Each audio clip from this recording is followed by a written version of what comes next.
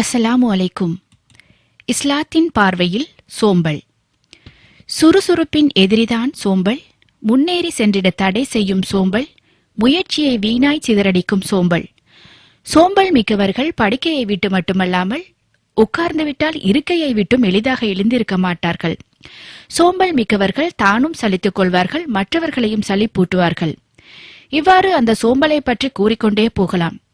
இப்படிப்பட்ட சோம்பலை பற்றி, சோம்பேறிகளை பற்றி இஸ்லாத்தின் பார்வையில் சுருக்கமாக பார்ப்போம்.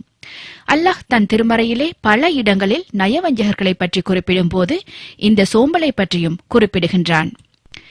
யார் ஒருவர் தொழுகையில் சோம்பலுடன் தொழுகிறாரோ அவரை அல்லாஹ் நயவஞ்சகர்கள் என்று அடையாளம் காட்டுகின்றான். அல்லாஹ் கூறுகின்றான், நிச்சயமாக இந்நயவஞ்சகர்கள் அல்லாஹ்வை வஞ்சிக்க நினைக்கின்றனர்.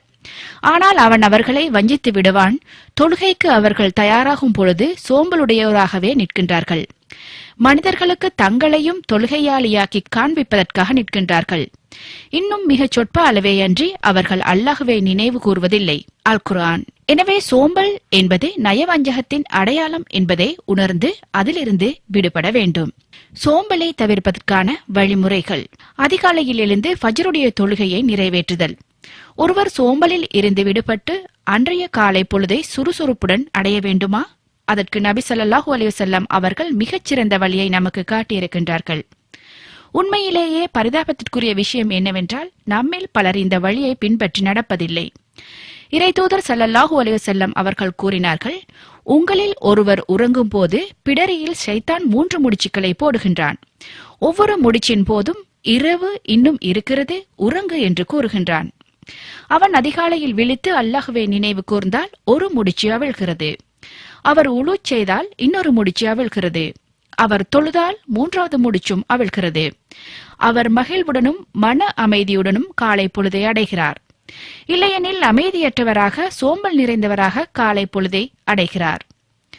ஃபஜ்ர் தொழுகைக்கும் சுறுசுறுப்புக்கும் எவ்வளவு தொடர்பு இருக்கிறது என்பதை மேற்கண்ட ஹதீஸ் தெளிவாக விளக்குகின்றது. சுறுசுறுப்புடன் அன்றைய தினத்தை தொடங்குபவர் ஃபஜ்ர் தொழுதவராவர். சோம்பல் நிறைந்தவராக அன்றைய தினத்தை அடைந்தவர் ஷைத்தானோடு சேர்ந்து உறங்கி ஃபஜ்ர் தொழுகையை தொழாதவர் ஆவர். மேற்கண்ட 2 பிரிவினரில் நாம் எந்த பிரிவைச் சேர்ந்தவர் என்பதை நம்மை நாமே கேட்டுக்கொள்ள கடமைப்பட்டுள்ளோம். 2. வயிறு புடைக்க சாப்பிடுவதை நிறுத்த வேண்டும். இந்த விஷயத்தில் நாம் நபி ஸல்லல்லாஹு அலைஹி வஸல்லம் அவர்களின் வழிமுறையை கடைபிடிக்காததால் சோம்பேறிகளாக காலத்தை கழித்துக் கொண்டிருக்கின்றோம்.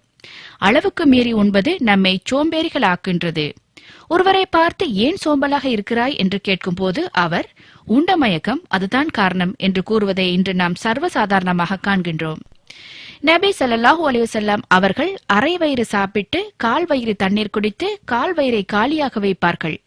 நாமும் நபி ஸல்லல்லாஹு அலைஹி வஸல்லம் அவர்களின் வழிமுறையை பின்பற்றினால் சோம்பலில் இருந்து தவிர்ந்து கொள்ளலாம்.